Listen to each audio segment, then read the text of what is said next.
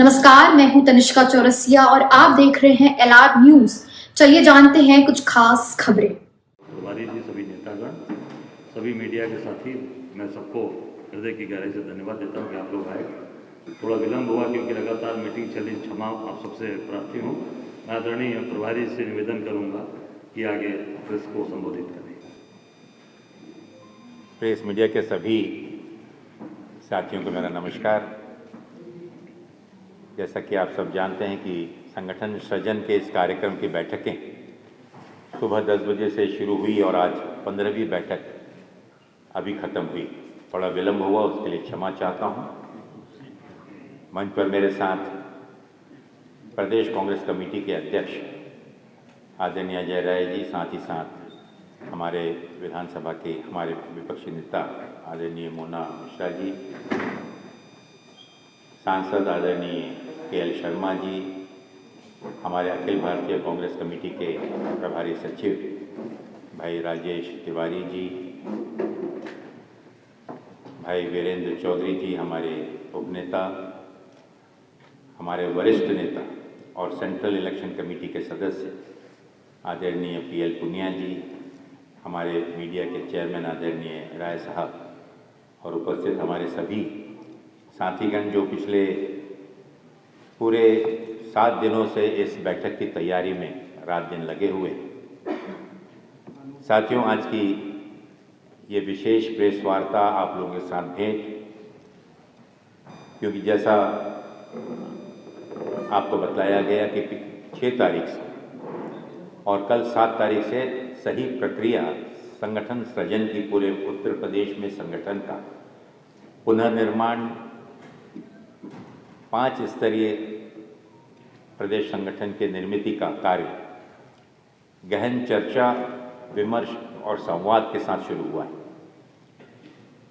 प्रदेश के 75 जिलों से और हमारे 58 शहर इकाइयों के सभी वरिष्ठ नेताओं को बुलाकर चुनिंदा चुने हुए वरिष्ठ नेताओं को यहाँ पर आमंत्रित किया गया है और पिछले 2 दिनों में 2 जोन्स की मीटिंग, करीबन 27 बैठकें हम लोगों ने ली। इन 27 बैठकों में मैं आपको बताना चाहूँगा कि संगठन सृजन की जो तैयारी है वो पिछले दिनों लोकसभा चुनाव की सफलता के बाद और साथ ही साथ कांग्रेस प्रदेश कांग्रेस कमेटी ने समय समय पर विभिन्न विषयों को लेकर जनता की आवाज़ को उठाने का जो एक संघर्षशील कार्य किया और उससे प्रोत्साहित होकर आदरणीय राहुल गांधी जी और हमारी प्रिय नेता प्रियंका गांधी जी के नेतृत्व में और उनके दिशा निर्देशानुसार अखिल भारतीय कांग्रेस कमेटी के अध्यक्ष उनके दिशा निर्देशानुसार प्रदेश में कांग्रेस कमेटी का सृजन जो कार्य है, और जैसा मैंने कहा ये 5 स्तरीय कार्य हम करने जा रहे हैं। इसमें प्रदेश स्तरीय कमेटी, जिला स्तरीय कमेटी, ब्लॉक स्तरीय कमेटी, मंडल स्तरीय कमेटी और बूथ स्तरीय कमेटी, ये 100 दिन का प्रोग्राम प्रदेश कांग्रेस कमेटी के नेतृत्व में हम लेने जा रहे हैं और इसमें सहयोग, मार्गदर्शन और मदद के लिए एक वरिष्ठ कांग्रेस के नेताओं का एक चयन समिति हमने गठित की है, जिसमें जितने भी भूतपूर्व प्रदेश अध्यक्ष हैं वो उसमें शामिल हैं। कल आपने देखा कि आदरणीय सलमान खुर्शीद साहब, आदरणीय राज बब्बर जी, आदरणीय निर्मल खत्री जी, आदरणीय खाबरी जी और आज अरुण सिंह मुन्ना जी, ये सब इन बैठकों में उपस्थित रहे। एक सुर के साथ वरिष्ठ नेता के रूप में और संगठन में जिनको काफ़ी अनुभव है, ऐसे आदरणीय के.एल. शर्मा जी और पी.एल. पुनिया जी, वो भी इसमें मदद कर रहे हैं। हमारे CLP के नेता आराधना मोना मिश्रा जी भी इसमें मदद कर रही हैं। वीरेंद्र चौधरी जी भी इसमें मदद कर रहे हैं। कुल मिलाकर एक बहुत ही गंभीर ऐसी ये एक्सरसाइज, ऐसी ये पूरी प्रक्रिया की शुरुआत हुई है जो 12 तारीख को इसका पहला चरण समाप्त होगा। इस बीच में 75 जिलों और 58 हमारे शहर इकाइयों के लिए जो प्रस्ताव आएंगे, उन प्रस्तावों के साथ साथ प्रदेश स्तरीय कमेटी के भी पूरे पारदर्शिता के साथ जो अनुमोदन, जो रिकमेंडेशन चयन समिति करेगी, उसको लेकर कांग्रेस अध्यक्ष और नेतृत्व के सामने ये प्रस्ताव रखा जाएगा।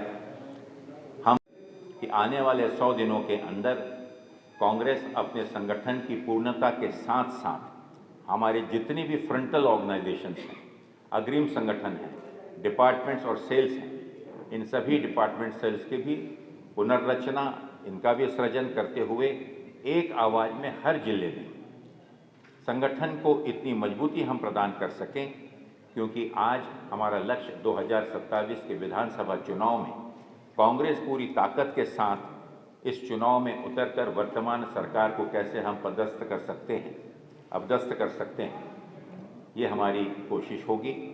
हमें पूरा विश्वास है कि जिस प्रकार का जोश, जिस प्रकार का सहयोग और जिस प्रकार का योगदान और संकल्प लेकर अपना सब कुछ समय देने का संकल्प प्रदेश के जिले के हर एक कार्यकर्ता और नेता कर रहा है, जिसमें वर्तमान, भूतपूर्व विधायक, सांसद, प्रदेश के पदाधिकारी, जिला कांग्रेस के अध्यक्ष, ये सभी पूरी संख्या में इतनी ठंडी बरसात और आप देख रहे हैं कि मौसम की आफत के बावजूद भी ये सब लोग यहाँ उपस्थित हो रहे हैं। आप सब लोगों के सहयोग से जो संगठन ने पिछले दिनों विधानसभा का घेराव किया था, पूरे प्रदेश से मैं आपको कहना चाहूँगा कि गर्व की बात है कि पूरे प्रदेश से 10,000 से भी ज़्यादा कार्यकर्ता प्रशासन की रोकथाम और अड़चनों के बाधाओं को रखने के बावजूद भी यहाँ पर उपस्थित हुए थे। ये अपने आप में दर्शाता है कि जनता का रुझान, जनता की आवाज़, जनता की तकलीफ़ों को उठाने का संकल्प, बीड़ा जो उत्तर प्रदेश कांग्रेस कमेटी ने लिया है, उसे जनता का समर्थन है। और कांग्रेस का कार्यकर्ता आखिरी दम तक, चाहे वो महंगाई हो, बढ़ती हुई बेरोजगारी हो, हमारे अर्थव्यवस्था की गिरती हुई अर्थव्यवस्था की दुर्दशा हो, या किसानों पे हो रहा अत्याचार हो, या हमारे महिलाओं के सुरक्षा पे हो रहा अत्याचार, इन सभी समस्याओं को लेकर और उत्तर प्रदेश के विकास के लिए हम आगे भी कार्यरत रहेंगे। आप सबको मैं यही बतलाना चाहता हूं कि 6 दिन का जो संकल्प हम लेकर आए हुए हैं, इसमें फिर मैं और हमारी 58 शहर इकाइयों को लेकर निर्णय लिया जाएगा और आगे में प्रदेश स्तरीय कमेटी और पंच स्तरीय कमेटी का हम निर्माण करने जा रहे हैं, जो आगे में प्रशिक्षण शिविरों के माध्यम से और संगठन के विभिन्न कार्यक्रमों के माध्यम से इसे और गति मिल जाएगी। बहुत बहुत धन्यवाद। मिल्कीपुर, जैसा कि निर्णय कांग्रेस नेतृत्व ने लिया था, उपचुनाव में कांग्रेस पार्टी नहीं उतरेगी। इंडिया गठबंधन का जो भी उम्मीदवार होगा उसे हम पूरा समर्थन देंगे। ये जानना चाहते हैं जो 5 स्तरीय जो चुनाव है, ये संपन्न होने के बाद क्या दिल्ली की तरफ राज्य चुनावों के लिए तैयारी है या ये राज्यों तक की सीमित? मैं समझा नहीं। मेरा कहना है कि उत्तर प्रदेश में जो 5 स्तरीय चुनाव है, ये आगे कंटिन्यू करके केंद्रीय चुनाव की तरफ, पार्टी केंद्रीय चुनाव की तरफ जाएगा, या क्योंकि जो देश के अंदर राज्यों में भी है, ये 5 स्तरीय संगठन की निर्मित उत्तर प्रदेश के लिए मैं बात कर रहा हूँ। मैं उत्तर प्रदेश का प्रभारी हूँ और उत्तर प्रदेश में संगठन को 5 स्तर पर हम किस प्रकार से खड़ा करेंगे एक समय सीमा के अंदर, वो मैंने जानकारी दी। उत्तर प्रदेश में क्या आप लोग दम से लड़ेंगे कि चुनाव आते आते फिर समझौता हो जाएगा? देखिए, 2027 के चुनाव 403 सीटों पर पार्टी स्वतंत्र रूप से अपनी ताकत को खड़ा करेगी।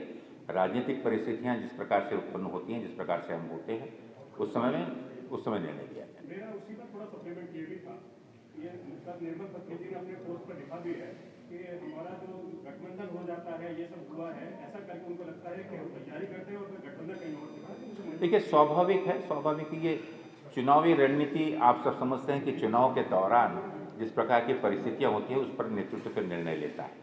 कोशिश आज कार्यकर्ताओं को जो उत्साह है, हम वही है कि हम 403 सीटों पर अपनी ताकत खड़ी करें, बहुत स्पष्ट रूप से, उसमें कोई छुपा नहीं है। चुनाव के दौरान जो परिस्थितियां होती हैं, उस समय निर्णय लिया जाएगा। मिल्कीपुर में आप लोग प्रत्याशी नहीं खड़ा कर रहे हैं, उधर इंडिया गठबंधन से कांग्रेस को अलग करने की बात चल रही है, जिसमें अखिलेश यादव, केजरीवाल, ममता बनर्जी और ऐसा कहीं पर कोई इस प्रकार का बात तो नहीं है।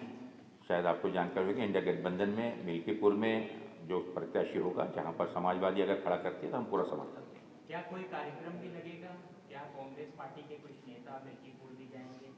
निश्चित रूप से भारतीय जनता पार्टी को हराने के लिए इंडिया गठबंधन का जो भी उम्मीदवार वहां खड़ा होगा उससे पूरी ताकत से हम मदद करेंगे। सर, एक सुबह भी खबर उन्होंने पूछी थी कि दिल्ली चुनाव में जिस तरह से अखिलेश यादव ने समर्थन देने की बात कही थी आम आदमी पार्टी, उसके बाद इंडिया गठबंधन की और भी जो पार्टी थे, चाहे वो ममता बनर्जी की, उद्धव ठाकरे, उन्होंने भी अपना समर्थन आम आदमी पार्टी को देने के लिए कहा तो कांग्रेस पार्टी कैसे की?